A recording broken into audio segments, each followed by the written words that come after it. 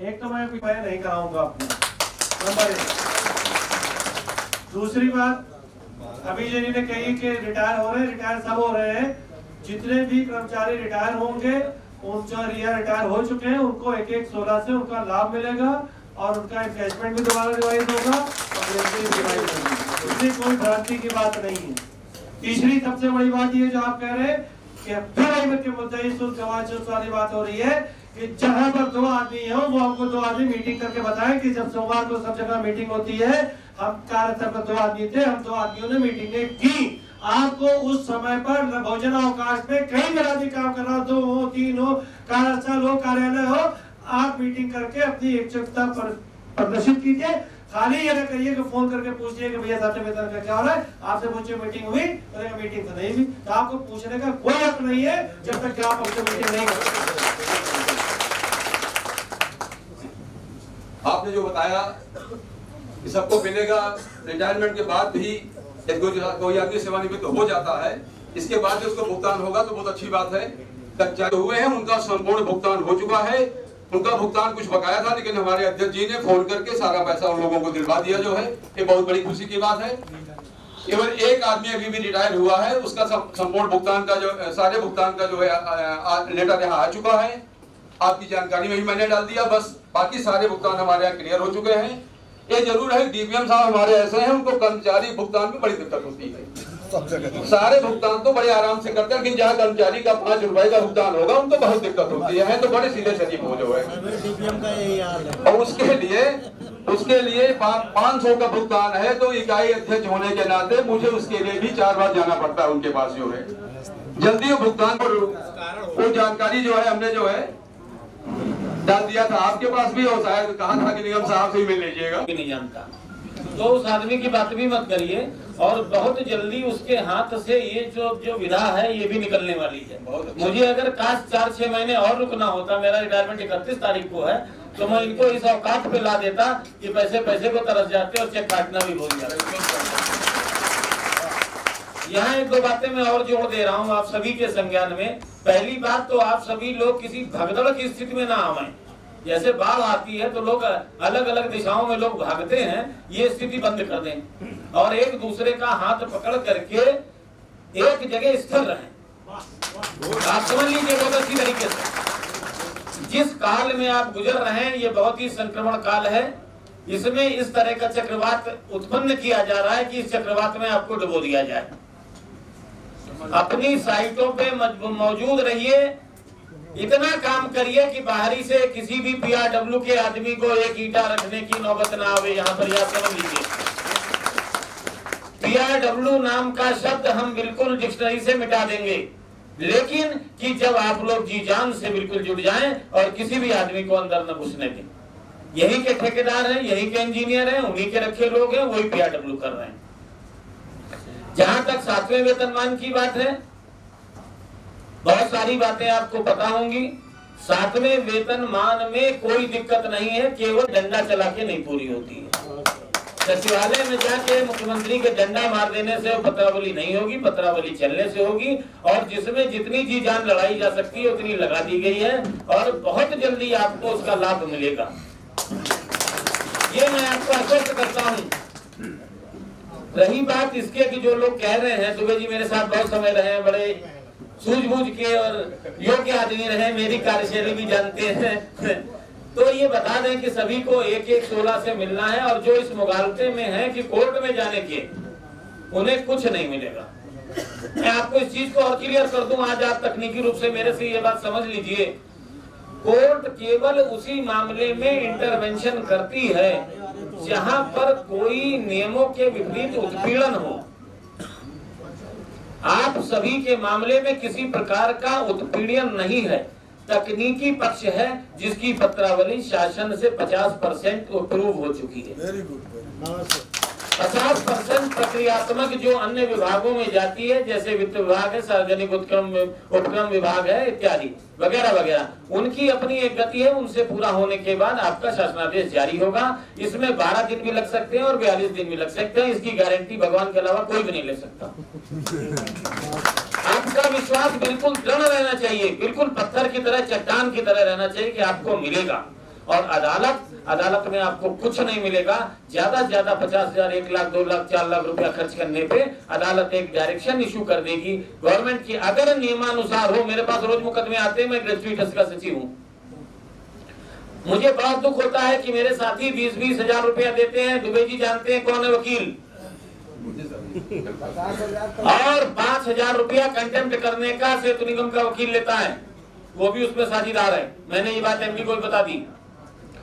और मजे की बात यह है, कोर्ट से इतना पैसा खर्च करने के बाद हमारे साथी ये लिखा के लेके आते हैं, द केस इज नॉट एडजुडिकेटेड। आप लोग नोट कर लीजिए, घर में सबके बच्चे होशियार हैं, डिक्शनरी में पढ़िएगा एडजुडिकेटेड का मतलब क्या होता है। द केस इज नॉट एडजुडिकेटेड मतलब अदालत इस मुकदमे का कोई फैसला नहीं कर रही है। 25,000 रुपया देने के बाद जितने लोगों ने मुकदमा किया, सबसे कागज निकाल के देख लीजिए, उसमें अंतिम प्रस्तर से ऊपर एक लाइन लिखी हुई है, द केस इज नॉट एडजुडिकेटेड। तो भैया हम भी तो कहते हैं, सरकार भी कहती है, बाएं चलो सड़क पे थूको मत। इधर उधर की बातों में ना, बिल्कुल दृढ़ता के साथ खड़े रहें। दूसरी बात मैं जरूर कहूंगा कि आपको काम करना पड़ेगा। देखिए जापान की स्थिति ये थी, जापान में जब हड़ताल होती थी, आप लोगों में से पढ़ा होगा, तो वो लोग फैक्ट्री में इतना काम करते थे, अंदर से ताला लगा देते थे कि फैक्ट्री बंदे नहीं होती थी, वो अराउंड द क्लॉक चलती रहती थी। तो अगर कोई स्थिति आती है तो 3 शिफ्ट में काम चलाइए, जाने मत दीजिए किसी को। और एक ऐसा उदाहरण पेश कीजिए कि लोग भी थर्रा जाए कि सेतु निगम के कर्मचारी कितने कर्मठ हैं। दुबे जी आप अपनी बात जारी रखें। धन्यवाद सर। सुल्तान बुलेट में 64 कर्मचारी कार्यरत हैं, और 64 ऐसे हैं कि यदि मैं एक शब्द कह दूं कि ये काम बंद हो जाए तो काम बंद हो जाएगा तुरंत। जो सारे कर्मचारी एकजुट हैं, सारी साइडों में मैं जाता हूं। तो ज्यादा नहीं बोलना चाहता।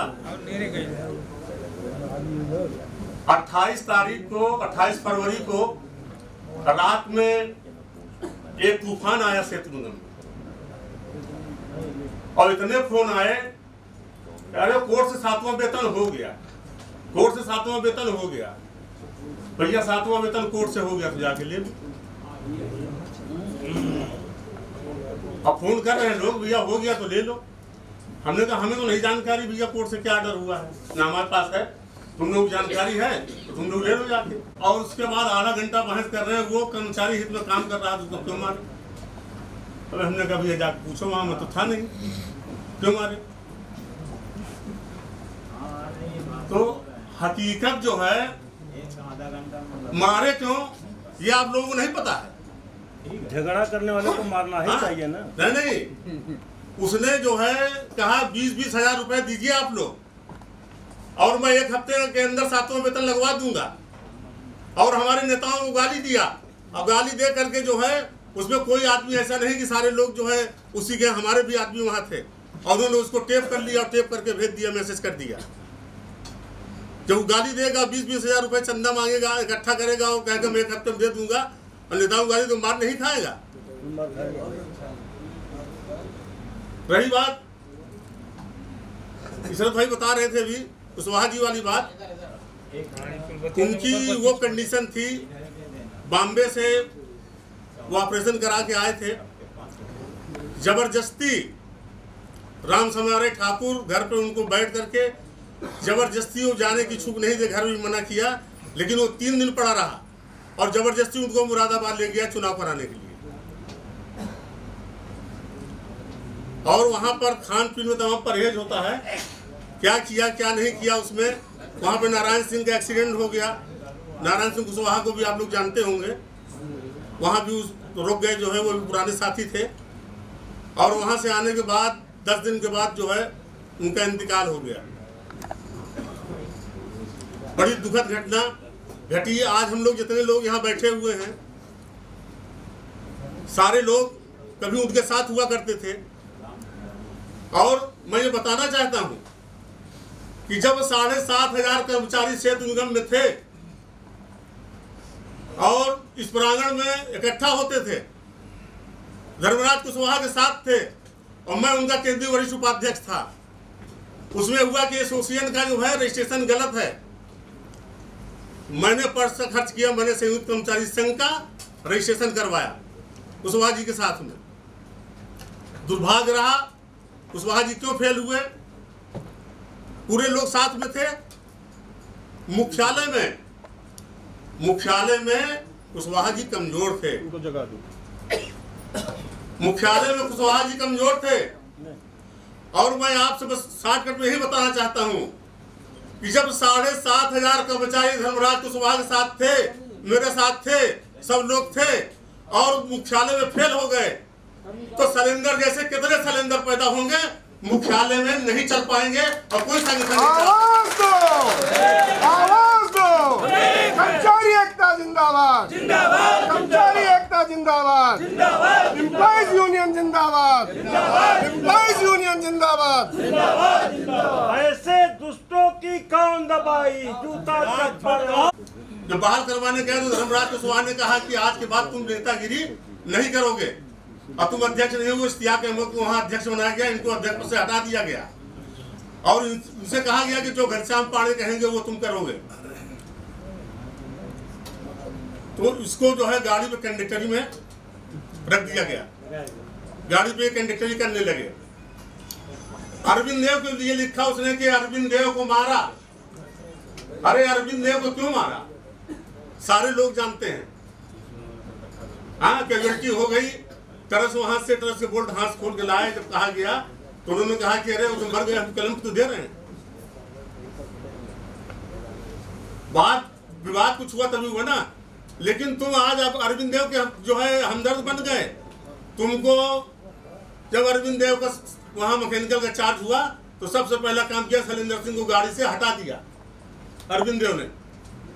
एससी वर्मा साहब जो है एमडी थे, वो गए थे, मैं गया वहां, मेरे बड़े अच्छे ताल्लुकात थे उनसे, मैं बात कर रहा था। जैसे वहां से गए 50 गाली अरविंद देव को शैलेंद्र सिंह ने दिया वहां पे, अपने लिए, अपने स्वार्थ के लिए, सारे कर्मचारियों के लिए नहीं, अपने लिए, क्योंकि उनको गाड़ी से हटा दिया गया।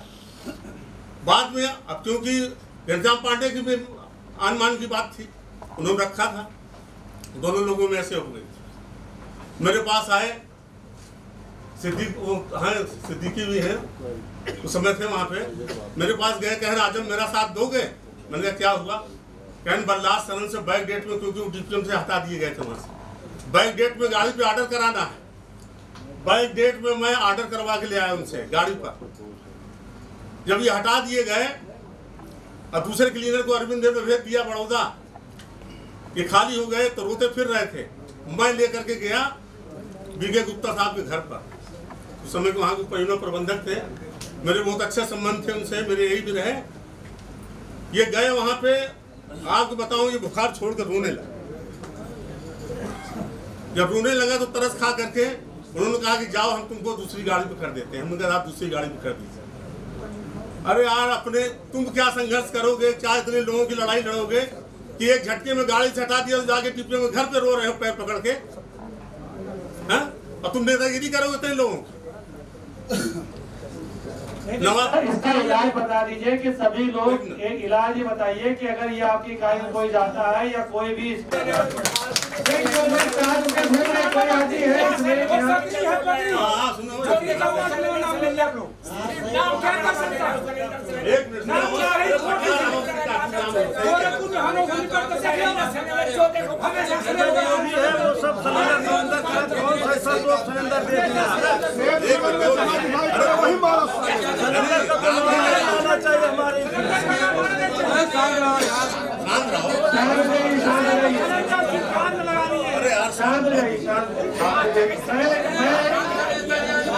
आप सभी से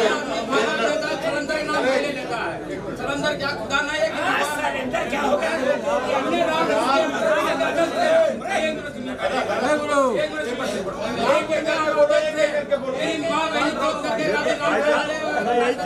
सिलेंडर सिंह आजाद तो क्या बोल रहे हैं? अगर बोल रहे हैं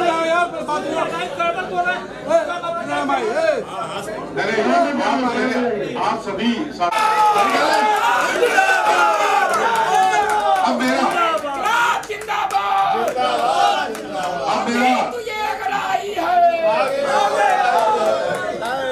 मेरा सभी साथियों से ये अनुरोध है कि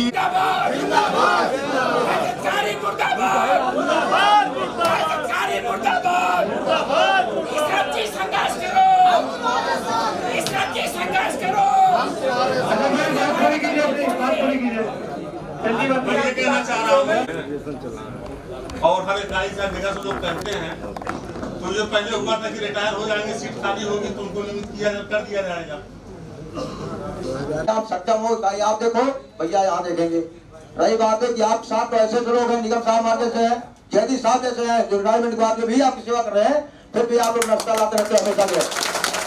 आप 7 पहाड़ खड़े पहाड़, फिर भी आप लोग छोटी छोटी बातों को लेके बार बार रिपीट करते हैं। अरे भाई कौन क्या कर रहा है, तुम सक्षम नहीं हो। अगर कोई आता है गलत बोलता है करता है मारो उसको, कोई गलत काम रोक नहीं रोकते हो। आपको गलत काम रोकना चाहिए। ज्यादा मैं बातें नहीं करना चाहता हूँ, सिर्फ 3 बातें कि भाई हमारे सक्षम है और उनके साथ सक्षम लोग लगे हुए हैं। एक से तो सक्षम है हमारे निगम साहब से, मतलब इतने बड़े अधिकारी हैं हमारे जैन साहब जो रिटायरमेंट लोग आप सेवा कर रहे हैं। धन्यवाद साथियों, आप जो है अपनी अपनी कार्य देखिए और यहाँ पे देखते हैं। बहुत बढ़िया। अब मैं कल्लू गुप्ता जी से अनुरोध करूंगा। उपस्थित दूर दराज इकाइयों से आए हमारे अध्यक्ष महामंत्री तथा उपस्थित साथियों, यहाँ पर एक प्रकरण इस तरह का चल रहा है जैसे टीवी में डिबेट चलता है। एक ही चीज को दिन भर 24 घंटे दिखाया जाता है। कुल गिरा था अपना बनारस में तो 3-4 दिन लगातार दिखाया गया, हाईलाइट होता रहा। शैलेंद्र सिंह 4000 लोग अभी है, 4000 कर्मचारी है। 4000 कर्मचारी में एक शैलेंद्र सिंह इतने बड़े तोप हो गए, या साला घंटों से उन्हीं का डिबेट था। बड़े सालों की बात। अरे जहाँ तुरंत निपट लो। केवल यहाँ आके लंबे भाषण देने से अगर आपके साइड पर गए जो दोगलागिरी करे। ये सेतु निगम हमारा घर है, ये हम एक निगम परिवार के, निगम ने हमको बहुत कुछ दिया है, हमारे संगठन ने हमको बहुत कुछ दिया है। IAS PCS बनेगा, किसी का बच्चा इंजीनियर बनेगा। आज वो नौबत आ चुकी है कि 4th क्लास कर्मचारियों के भी बच्चे IAS PCS और इंजीनियर हैं। और अगर वो देन है किसी की तो संगठन की और सेतु निगम की देन। हमें गर्व करना चाहिए अपने सेतु निगम पर और अपने नेताओं पर। हमें इन गद्दारों को लुच्चों लफंगों के जो अपनी दुकानें खोले बैठे हैं, मात्र कुत्ते की तरह टुकड़े की तरह रोटी खाने के लिए जो बैठे हैं, ऐसे गद्दारों को जूते से बात करिए, जूते से सीधा जिस साइड पर भी जाए। वही नहीं केवल शैलेंद्र सिंह ही नहीं, उनके साथ अगर और कोई भी मिले तो ये सिलसिला इस तरीके का है 7वें वेतन का, वो बात हम और आपके सबके समझ में आ गई।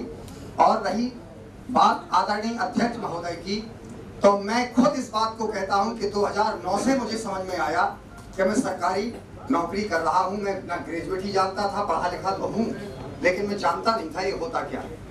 तो DA से लेकर के जो एक राजकीय कर्मी को सुविधाएं प्राप्त होती हैं, वो हमारे आदर की भांति हम लोग समस्त सुविधाओं को प्राप्त कर रहे।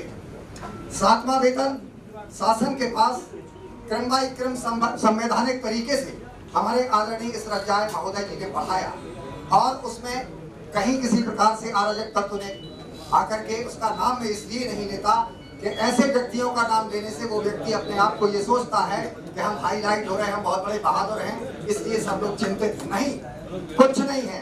केवल मात्र हमको ये इस समय संयम की जरूरत है, धैर्य की जरूरत है, साहस की जरूरत है, और हमारे आदरणीय केंद्रीय अध्यक्ष महोदय जो मार्गदर्शन उनको बताएं, उनके साथ चल के अपने हक को हासिल करने की जरूरत है। और अपनी इकाई की समस्याओं में कि हमारे अध्यक्ष और मंत्री जो चुने जाते हैं, मैं उनसे निवेदन करता हूं कि अध्यक्ष मंत्री का पद लेना अच्छी बात है, लेकिन जो है अधिकारी को अरुण कुमार गुप्ता जानते हैं आप कितने अच्छे व्यक्ति हैं, तो और जो एक और है, तो मैं जाकर के मैंने इस तरह की बातें की जो 50% झूठ थी, 50 सही थी। तो वो एकदम भड़बड़ा गया कि अब मामला गड़बड़, अब पटरिया अगर नाराज हो गया, अब जाने क्या होगा, सीधा सांसद के यहाँ चला गया। तो कहीं ना कहीं से अधिकारी अगर बदतमीजी करता है तो आप स्वयं उसका विरोध करिए। अगर चारों तरफ से रास्ते जब बंद हो जाएं, क्योंकि आदरणीय अध्यक्ष महोदय के पास बहुत बर्डन है, बहुत गवर्नमेंट को फेस करना है। आपके साथ में वेतन के लिए क्रम बाई क्रम संवैधानिक तरीके से मुसलमान बनेगा, इंसान की औलाद है, इंसान बनेगा, हिंदू बनेगा, मुसलमान बनेगा, इंसान की औलाद है, इंसान बनेगा। और दूसरी चीज, जिस व्यक्ति का नाम लिया जा रहा था, आदरणीय निवेदन करता हूँ, क्या मिलिए ऐसे लोगों से जिनकी फितरत छुपी रहे, नकली चेहरा सामने आए, असली सूरत छुपी रहे। मैं आपसे निवेदन करता हूँ कि बेनकाब कर दो उसको जो हमारे क्रांतिकारी अध्यक्ष महोदय के रास्ते में रोड़ा बन के आ रहा है, वो हमारे रास्ते में रोड़ा बन के नहीं आ रहा है। प्यारे दोस्तों, समस्त लोगों के भविष्य के लिए रोड़ा बन के वो आ रहा है। अगर वो कहीं मिलता है, और वो मेरे छोटे भाई ने भी बताया था कि गाली गलौज करता है वो आदमी, उसकी वाणी में संयम नहीं है। अगर हमारे ओरई इकाई में वो कभी आया और बदतमीजी करने की कोशिश की तो किसी से सलाह लेने की आवश्यकता नहीं पड़ेगी। हमारे अध्यक्ष और मंत्री यहाँ बहादुर ईमानदार बैठे हुए हैं, हम लोग खुद अपना खेल कर लेंगे। और आदरणीय शिशिर गुप्ता जी का मैं हार्दिक अभिनंदन करता हूँ।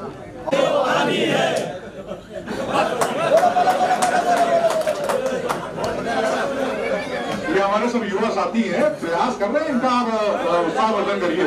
ठीक है।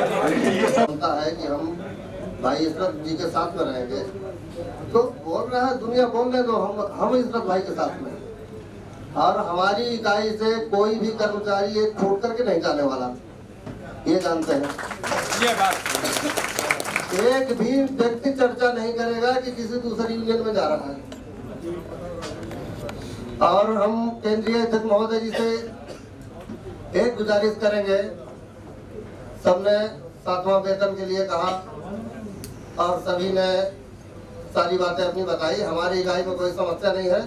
हम एक समस्या के बारे में पूछेंगे श्री अध्यक्ष महोदय जी से, जो हम लोग 10,000 5,000 रुपए का दीपावली में तोहफा दिलवाया था, वो उसका या तो हिसाब करवा दे, या कटना है तो फिर किस्तों में करवा दे। ये 10,000 वाले में ये है कि हम लोगों ने देखिए वो छठे में उसमें से हिस्सेदारी थी, इसीलिए 10,000 और 5,000 दिया गया था। मगर चूंकि वो काम नहीं हो पाया और वो बराबर कटौती की कोशिश की गई, तो हम लोगों ने ये तय किया था कि जब 7वां वेतन लग जाएगा उसी में उसको कटवा देंगे। रिटायरमेंट वालों को कट ही रहा है 10,000 रुपया, जो लोग नौकरी कर रहे हैं उनका 7वें वेतन के एरिया में कटवा इकाइयों में अगर पहले लागू हो जाता। ये जरूरी है, क्योंकि जिस दिन रिटायर होता है आदमी उसकी तनख्वाह से नहीं, रिटायर वाले को तो मजबूरी काटना, रिटायर का और इसी के साथ हम ज्यादा बोल नहीं बोलेंगे। हम आपके साथ में जय हिंद जय भारत। इसी क्रम को आगे बढ़ाते हुए इलाहाबाद से श्री राजेंद्र जी से मैं मंत्री एवं उपस्थित सभी सम्मानित साथियों, हम सभी लोग आज केंद्रीय कार्यकारिणी के चुनाव में उपस्थित हुए हैं और इसी संबंध में हम इलाहाबाद से लगभग करीब 10 लोग आए हुए हैं और ये ज्यादा कुछ ना करके हम सिर्फ ये अपना सोमवार को मीटिंग करते हो कि नहीं करते हो। हम लोगों ने करीब 6 सोमवार को हर साइड पे घूम गया है कि साइडों पे उसमें ये सफा जो शासन या एमडी को जो भी लेटर दिया गया है कि भोजन अवकाश के समय आधे घंटे 10 मिनट के लिए मीटिंग की जाएगी। उसमें हर आप लोग जानते हैं जहाँ भी कर्मचारी है, जहाँ 4-4 5-5 ये आपको हम विश्वास दिलाते हैं। दूसरी बात ये है कि समस्या यहाँ से जो आदेश एक जियो निकलता है, जैसे अभी आप 2014 में एक एक्सीडेंट हुआ हमारे बाल पट्टी पे जो है राजेंद्र सिंह चौकीदार का, उस समय हम ऊंचा हार को इशरत भाई को हमने फोन किया कैसी सी घटना घट गई है, लेकिन हम देखे नहीं थे। इन्होंने कहा कि ऐसा है कि कल शनिवार है, कल तुम चले जाओ, आज शाम हो गई। सुबह हम निकले वहाँ जा करके देखे तो 2 कर्मचारी जो अपने विभाग के थे वही बेचारे वहाँ लगे हुए थे। वहाँ न कोई जेई था न कोई यही था। वहाँ हमने फोन किया, एक को सारे लोग स्विच ऑफ करके रखे थे। अब रात में अगर हो सकता है कि अगर मेडिकल से लेके ना आते प्राइवेट अस्पताल में, वो आदमी केंद्रीय कार्यकारिणी बनेगी। हम उनसे अनुरोध करना चाहेंगे इसको संशोधन करवाते हुए मतलब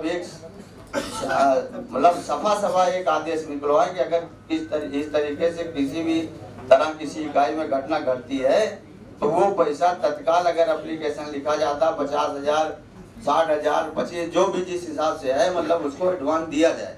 इसमें पीएम से अनुमोदन करवाने के बाद पीएम से हमने लिखवा दे, अकाउंटेंट के पास गए, अकाउंट अरे यार कैसे मिले, उन्होंने कहा कि भाई ग्रेजुएटी विभाग को हमने दे दिया है, लेकिन उनका अभी तक ग्रेजुएटी पेमेंट नहीं हो पाया। राम प्रकाश अभी उस दिन आया था, वहाँ से इकाई कार्यालय से नेता प्रमाण पत्र आ चुका है, उसका ग्रेजुएटी पेमेंट नहीं हुआ। आदमी परेशान होता है, फिर लिख के आता है, फिर जाता है, तब जाके पेमेंट। अब बहुत साधारण हो जाए कि मतलब किसी के आए। राजेंद्र जी आपकी बात पूरी हुई। ऐसा है जो चौकीदार कहने ने बताया था उसका पूरा ये कट गया था, जनरेटर में 16 kVA का जनरेटर था, उसमें लोचा फंस गया था। इसीलिए लिखी गई है कि बढ़िया से बढ़िया अस्पताल में उसका इलाज हो जिसके उससे जीवन रक्षा की जाए। तीसरी एक बात मैं और आपके संज्ञान में ला दे रहा हूँ। अब हम लोगों ने निदेशक मंडल से भी बात की है कि आप सभी लोगों का एक चिकित्सा बीमा किया जाए, सभी लोगों को एक मेडिकल इंश्योरेंस दिया जाएगा, एक कार्ड दिया जाएगा जो कैशलेस मेडिकल फैसिलिटी जैसे सरकारी कर्मचारियों को मिलती है, अखबार में आप लोग पढ़ते हैं। आपको उस कार्ड को लेकर के और अस्पतालों की लिस्ट होगी, आपके जिले के 15-15, 20-20 अस्पताल होंगे, उस अस्पताल में जाना है और वहाँ 4 आने पैसे नहीं देने हैं, आपका पूरा इलाज होगा और ऑनलाइन उसका बिल यहाँ पर मुख्यालय पर आएगा। ये निदेशक मंडल से अप्रूव हो गया है। क्योंकि शासन में ये व्यवस्था खुद अभी लागू नहीं हो पाई थी, इसलिए शासन से इसका अनुमोदन नहीं हो पाया। अभी 2 दिन पहले मैंने इस प्रकरण को शासन को संदर्भित किया हुआ है। आशा करता हूँ डॉक्टर साहब रिटायरमेंट के बाद आऊंगा तो जरूर देखूंगा कि तब तक ये व्यवस्था लागू हो जाएगी और आप लोग उससे लाभान्वित होंगे। प्रयास उसमें ये भी है कि रिटायरमेंट के बाद भी आपको और आपके आश्रितों को 75 साल तक ये सुविधा उपलब्ध हो। आप सभी को ये सुविधा उपलब्ध हो, उसी आशा और विश्वास के साथ मैं आपको देता हूँ।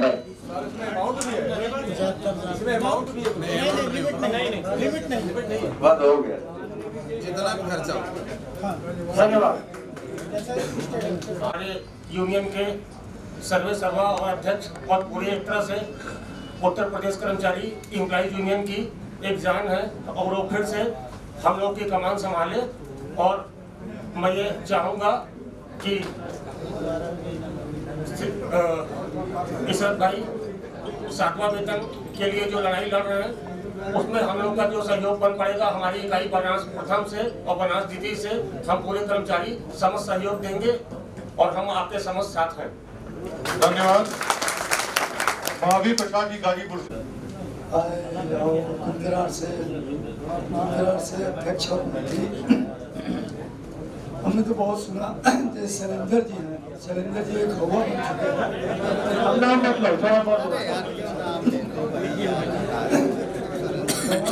चुके हैं कि आप हमारे बनास 2 हो चुका है। इसके भाई जब भी हमको अपने जितने हमारे कर्मचारी हैं 116 अध्यक्ष मंत्री,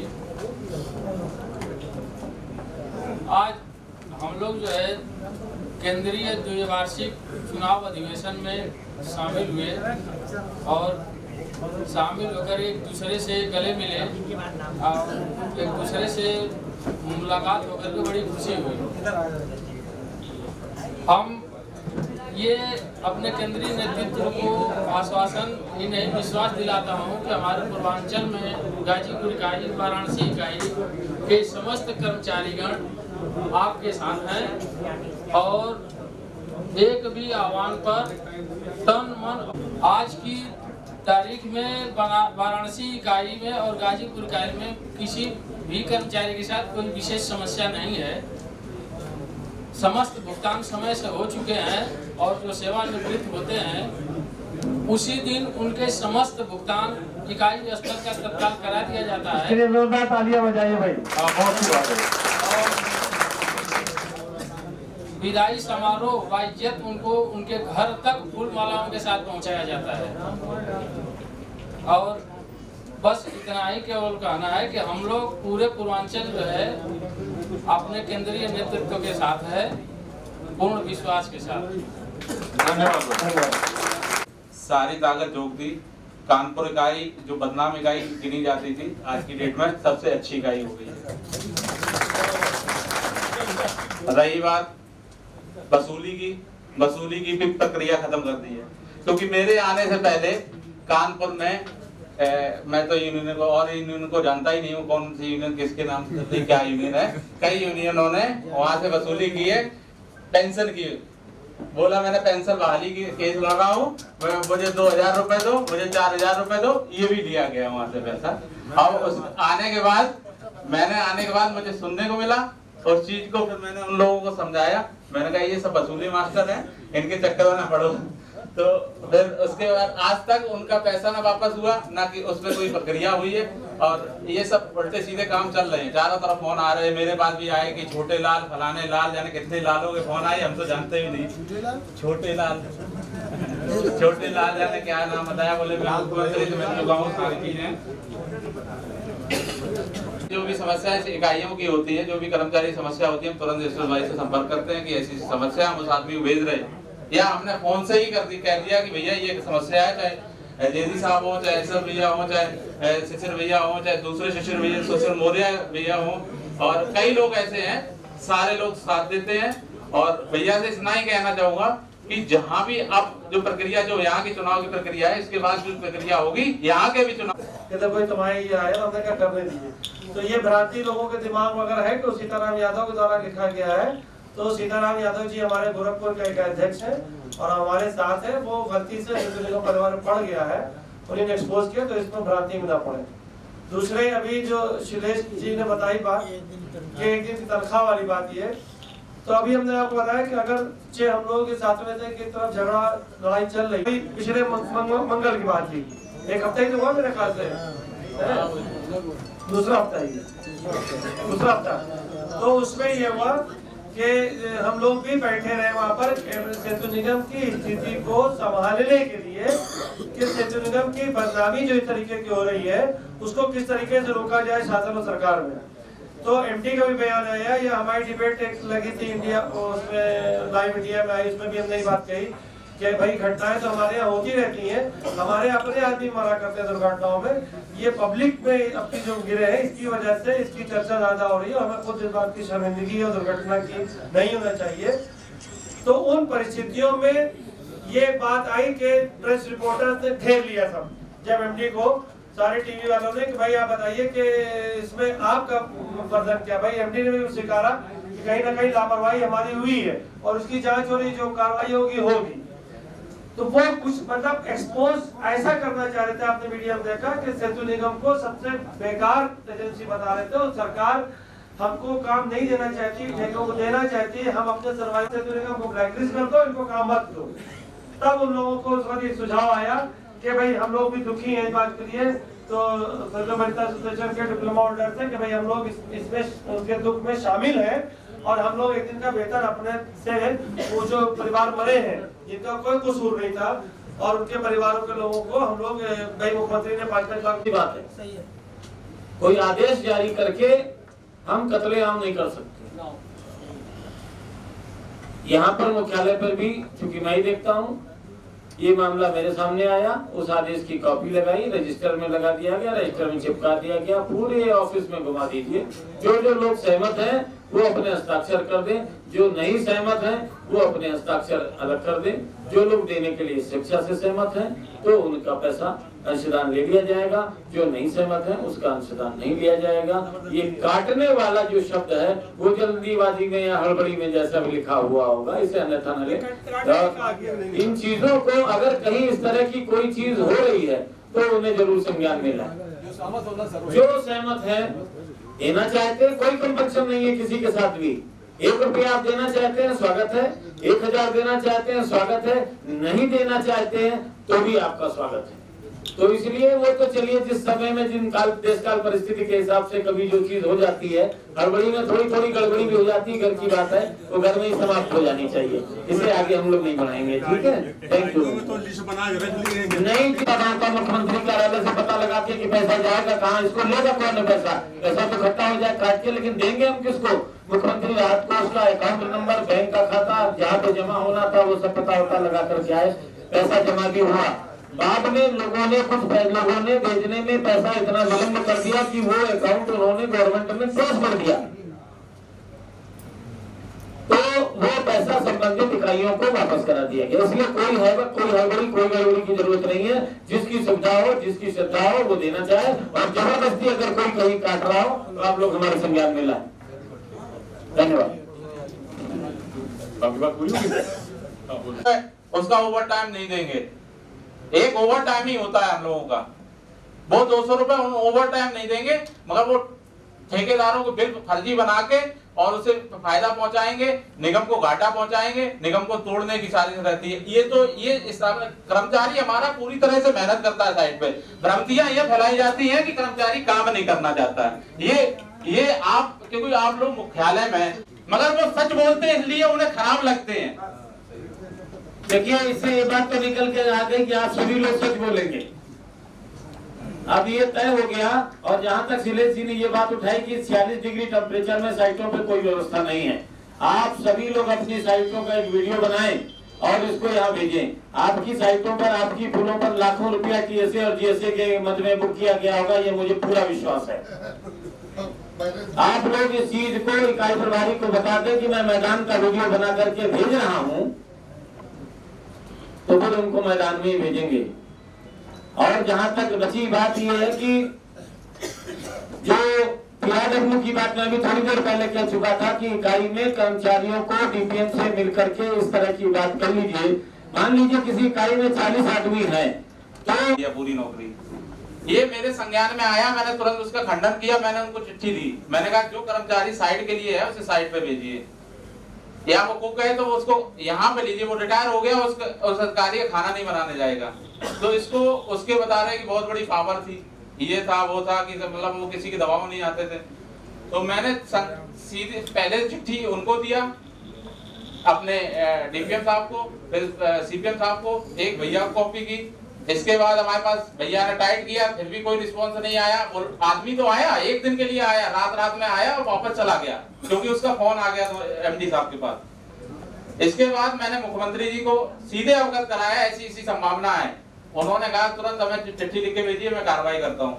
हुआ क्या कि उसमें पेच ये फंस रहा था कि हमारा कर्मचारी नब जाता, इसलिए मैं उस पर ढीला पड़ गया, मगर वो कर्मचारी आ चुका है, अब पूरी तरह से अपने यहाँ साइट पे ड्यूटी कर रहा है, अच्छी तरह से कर रहा है। मैं यही चाहूंगा, जो भी सारी इकाइयों में हमने कई जगह देखा है कि घरों पे ड्यूटी कर रहे, जो रिटायर हो गए उनके घरों पे लगे हुए हैं।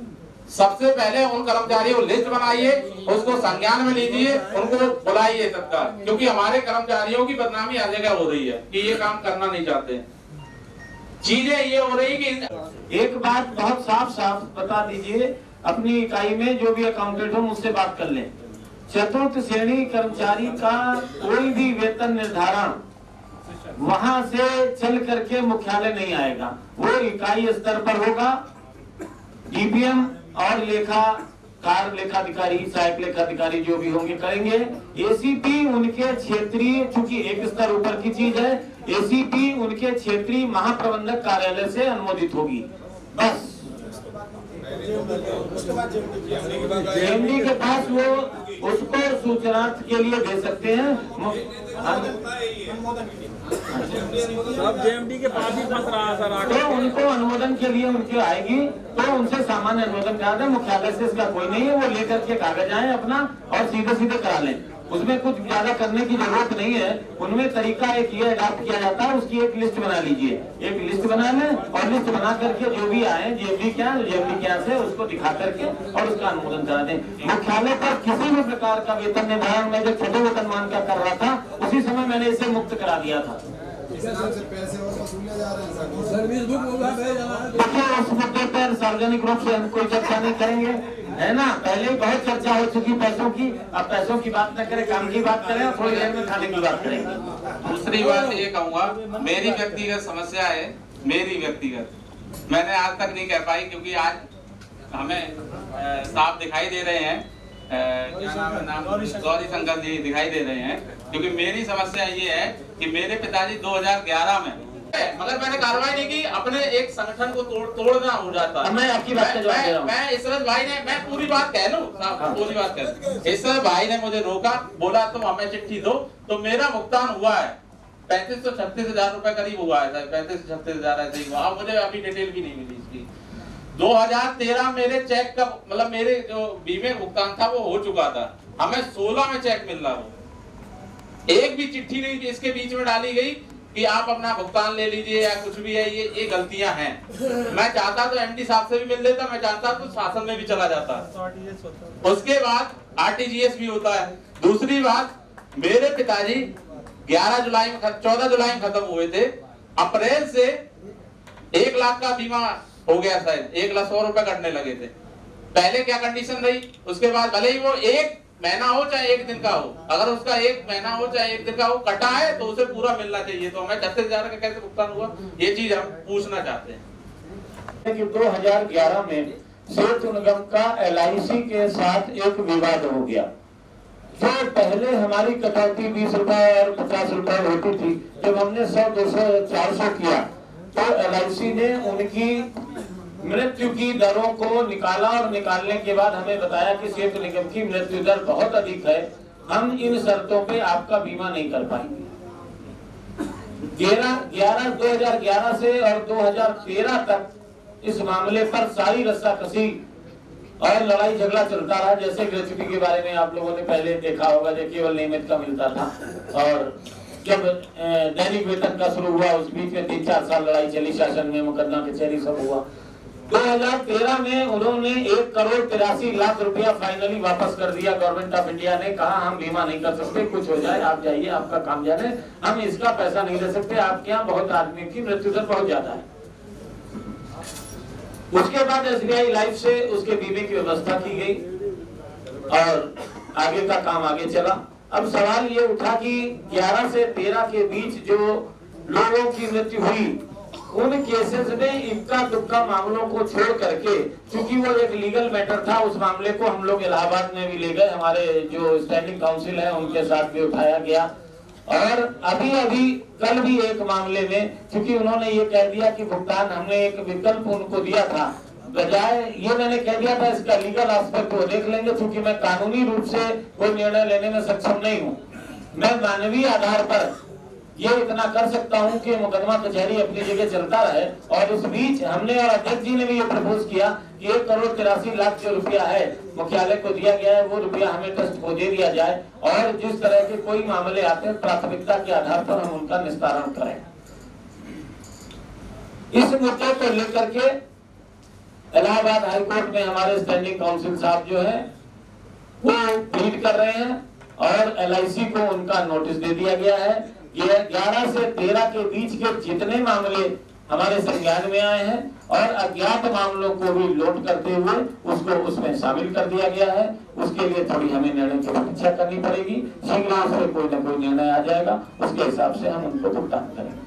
धन्यवाद। सब लोगों को पढ़ा।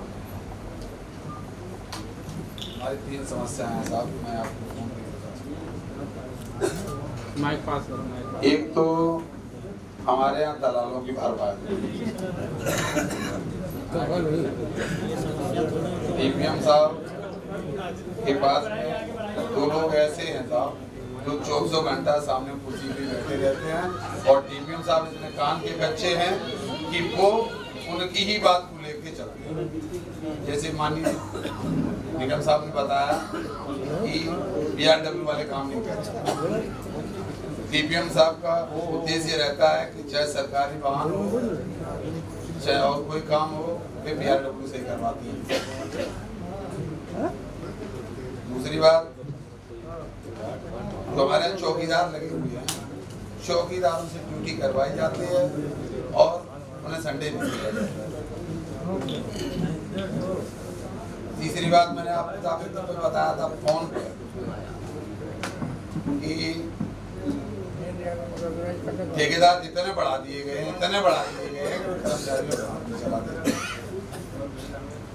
तो हम आपसे अनुरोध करेंगे। दूसरी बात चंबल पे जैसे आपने भी बताया था कि चंबल की स्थिति सामने है कि 3 दफे चादर उड़ चुकी है। कर्मचारी 3 दफे जो है घर से बेघर हो गए, लेकिन वहाँ कोई उनकी रहने की व्यवस्था आज तक नहीं। तेज हवा आ जाए तो फिर इटावा में राजेंद्र जी देखते नहीं है, खड़े होके बताइए। राजेंद्र जी ये जो बता रहे हैं वही डीपीएम के पास जो बैठे रहते हैं लोग, वही जो तुमने भी बात बताई थी, यह जहाँ चलिए वो अभी हम आपको बताएंगे। हाँ बाद में बताओ और साहब करवाने निवेदन है कि उनके ऊपर कंट्रोल करिए। नहीं तो साहब मैंने आपसे उससे भी कहा था, आज भी कह रहा हूँ कि मैं इतना कमजोर नहीं हूँ, मैंने वहाँ जूता चलेगा। ठीक है, मैं सिर्फ आपका सहयोग चाहता हूँ और ढेर सारी बातें हैं जो सब लोग कर चुके हैं, इनके लिए मैं आपके साथ हूँ, तन मन से मैं आपके साथ हूँ। आवश्यकता पड़ेगी तो जूता चलेगा। तो कमरा बंद करके उसको ठेकेदार को मार लो, बस खत्म बात। अपने आदमी उसको हटा लो, कर लो। अगर साहब कर्मचारी जाए तो कर्मचारी अपनी बात नहीं कह सकता कि ठेकेदार हट नहीं सकता। कुछ ऐसी गोपनीय बातें होती हैं जो कि कर्मचारी अपने अधिकारी से कहेगा, लेकिन ठेकेदार वहाँ से हटता ही नहीं। ये बता देना कि आज ये मीटिंग में बात उठी है, आप अपने दलालों बिठाना बंद कर दो ठेकेदारों को, और कोई कर्मचारी तो सब सम्मान से बात करो, नहीं करोगे तो ऐसी तैसी कमाई होगी। और रही बात, मैं केंद्रीय अध्यक्ष जी से बाद एक साथ कह रहा हूँ, मैं आपके साथ हूँ, तन मन धन से मैं आपके साथ हूँ, और पूरी इटावा यूनिट से कोई भी बच्चा भी आपके खिलाफ नहीं जाएगा, मैं आपके साथ हूँ और रहूँगा।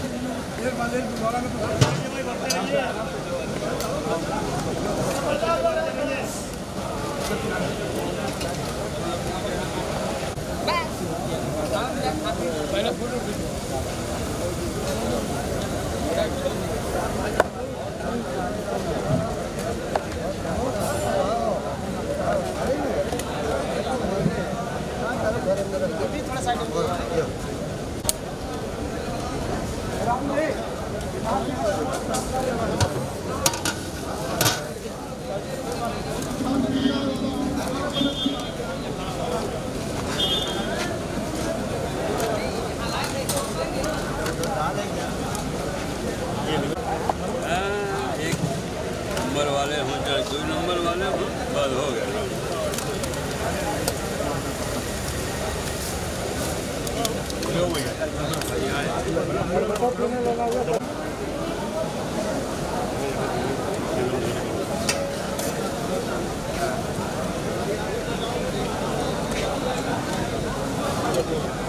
चटनी है सर पूरी को देखो वहाँ से आ रहे हैं।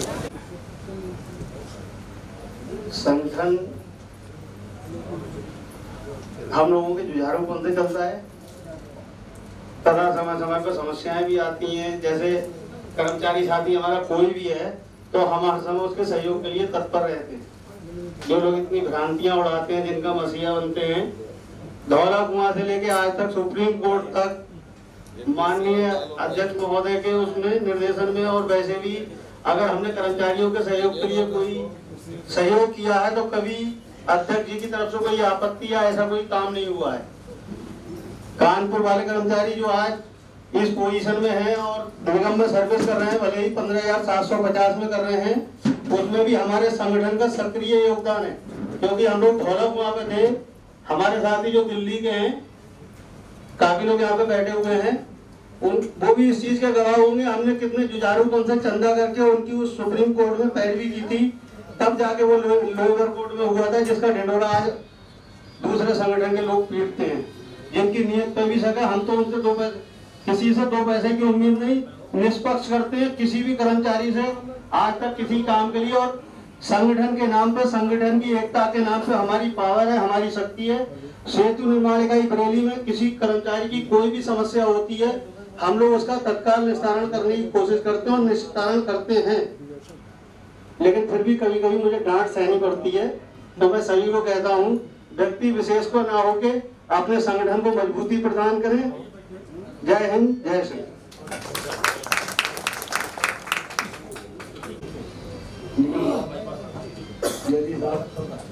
आए हुए समस्त अध्यक्ष मंत्री सभी साथियों को मेरा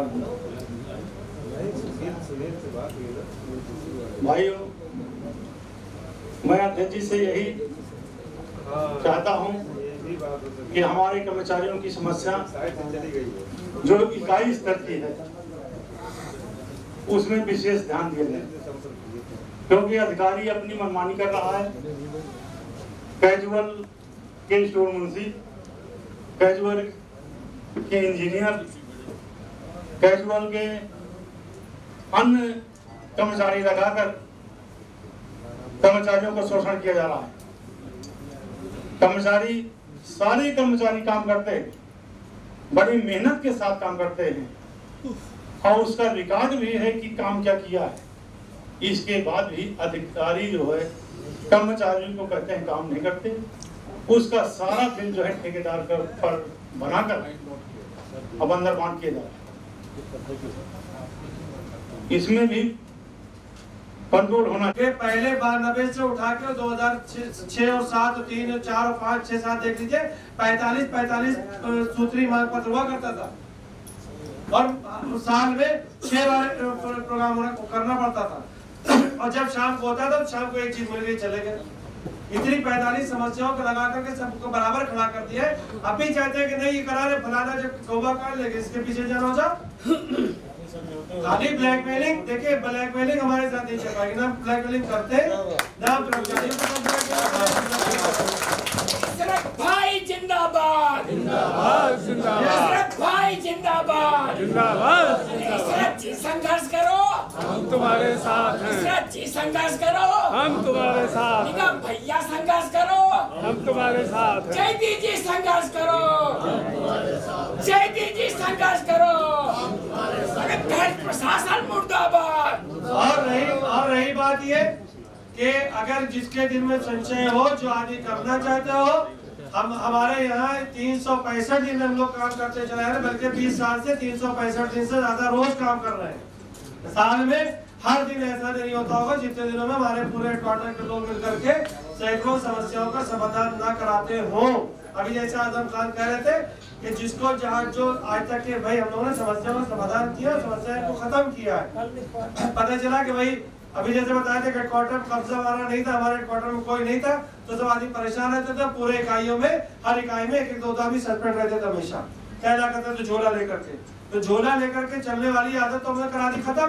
अब टेलीफोन पे काम होता है, पहले लोग दलालियां कराते थे, बैठे लल्लड़ पूछ लीजिए, तब आप लोग लल्लड़ को आते थे कि वो पैसा भी लेते थे, किराया भी लेते थे, खानगी का पैसा भी लेते थे यहाँ पर पर डे। आने का पैसा, किराया जी, आने जाने का पैसा और वकील साहब को पैसा देना है, इतना जी को देना है, इतना ये देना है, पैसा वो सब चीजें हमने खत्म करा दी। उत्पीड़न जो था, उत्पीड़न नाम की चीज अब कर्मचारियों की नहीं रहेगी।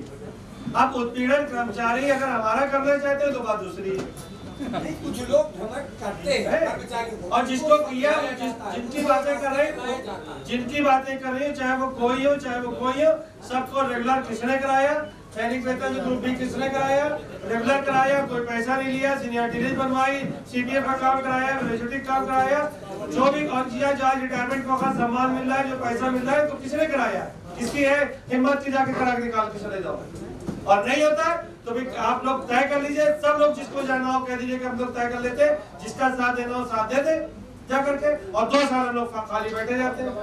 देखिए हमने तो 2 साल में या 6 महीने में या 3 महीने में यही लोग कहते हैं कि अगर ढीला छोड़ दीजिए तो पता नहीं क्या हाल होगा। यही छोड़ दीजिए खाली। अगर यही छोड़ दिया जाएगा तो दोबारा कोई हम खुद नहीं पकड़ सकते।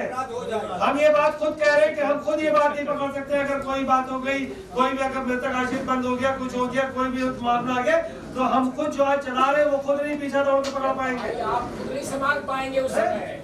तो उसके बाद भी लोगों को नहीं, तो जो खुदगर्जी करे, जो 420 करे, उसका न साथ लीजिए और न दीजिए।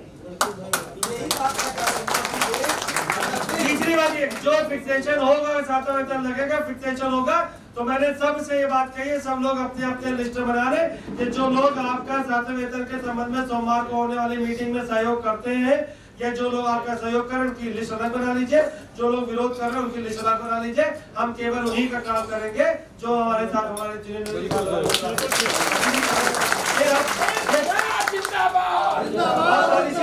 कर देंगे।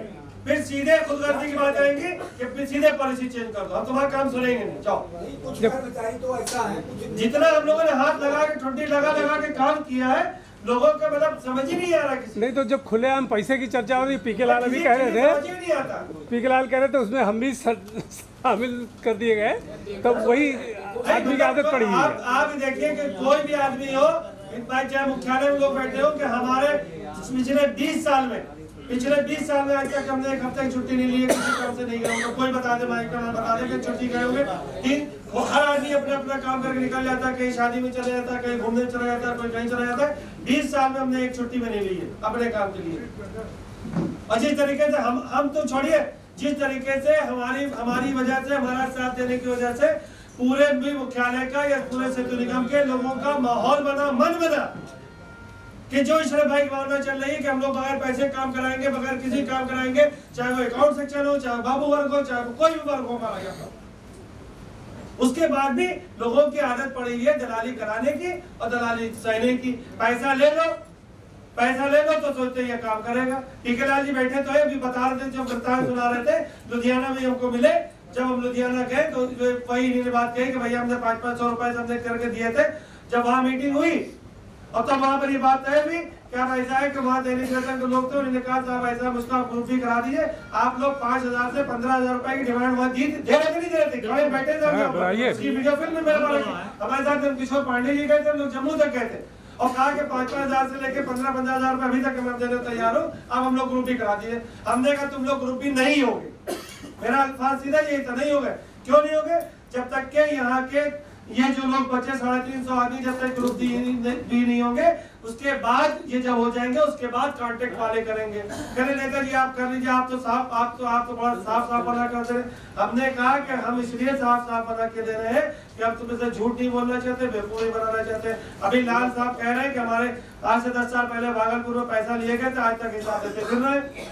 अभी हम तुमसे पैसा ले ले, तुम कहोगे यार ईश्वर भाई बहुत मेहनत से काम कर रहे हैं, तुम लोग आदि इसके हो। अब तुम्हें साफ मना कर रहे हैं कि अभी नहीं होगा, तुम्हारा बाद में जब हो जाएगा उसके बाद होगा तुम्हारा। तो साफ कोई बुरी लगती है लोगों को। और एक पैसा नहीं दिया किसी ने ना पैसा लिया। और बल्कि मेरे ख्याल से जो नागपुर वगैरह में लोग रहे, बॉम्बे में, वो मुन्ना भाई और जाकर के संतोष और उस्मान खान ये जाके 40,000 रुपए लेके आते गुलाब से, गाड़ी वाले गुलाब से लेके आते इसी नाम पर। तो हमने तो जीरो खुद किया और बल्कि जो बदनामियां थी उनको खत्म किया, एक अच्छा माहौल तैयार करके किया है। आप लोग साफ सुन लीजिए कि जो भी आप फिर मतलब ये कड़वी बात लग रही है कि जो भी चाहे निगम साहब बैठे हो, चाहे शिशिर बैठे हो, चाहे जितने भी हमारे साथ लोग यहाँ पर बैठे हुए हैं, वो ये सिर्फ बात के चलते हैं कि जितनी देर आप अगर बैठ करके इस तरीके से काम चल रहे, हम उतनी देर आपके साथ खड़े, उसके बाद हम बाहर खड़े। माहौल को खराब करने की बात होती है तो उनके नाम लिस्ट नोट कर रखिए। ये एक भावना है, ये यूनियन के परिवार की भावना के साथ यूनियन चल रही है। ये यूनियन की इनका प्रोफेशन है ना मेरा प्रोफेशन है ना। अगर प्रोफेशन होता तो यही अभी सबसे बयाने लेते रहते, सबको बेवकूफ बनाते रहते। जो आज हम खड़े होकर के सरेआम कहते कि कोई माई का नाम बता दे कि हमने 1 रुपया लिया या मैं किसी पदाधिकारी ने किसी काम से 1 रुपया लिया, और सारे के सारे यहाँ से लेके पूरे पहले यही होता था। उस माहौल को खत्म। और पहले ये होता था आप हमारा डिपार्टमेंट छोड़ दीजिए, आप चले जाइए पीडब्ल्यूडी चले जाइए, किसी डिपार्टमेंट चले जाइए, कहीं भी डिपार्टमेंट में चले जाइए, आपका नाम यही लिया था कि सेतु निगम में जो एम्प्लॉय यूनियन है उसका मुकाबला कोई नहीं करने वाला है इस मामले में। कोई भी आदमी हो, अगर कोई आदमी कहता है तुमसे पूछो कि बेटा ये बताओ कि आज तक तुम रेगुलर कैसे हुए, ये सहन सीमा छूटी कैसे, ये सीनियरिटी लिस्ट बनी कैसे, ये सीपीएफ के कागज पूरे कैसे हुए, ये ग्रेजुएटी कागज किसने पूरे कराए, किसने पैसे तुमसे लिए, कहाँ से हुआ, किसने कराया, किसने पैसे ले लिया। अगर ये कहते हैं कि इस चीज नहीं कर पा रहे, मान लीजिए आज अग्निहोत्री जी हमारे उनको एनसीपी का वो नहीं रख पाया, उनकी 1 जनवरी की एप्लीकेशन लिखी रखी है मेरे पास, 8 जनवरी को उनकी डेथ हो गई, उनका एनसीपी का लाभ नहीं मिल पाया। 20 साल उन्होंने हमारे साथ काम किया, क्या मिल गया उनको, उन्होंने अपना घर छोड़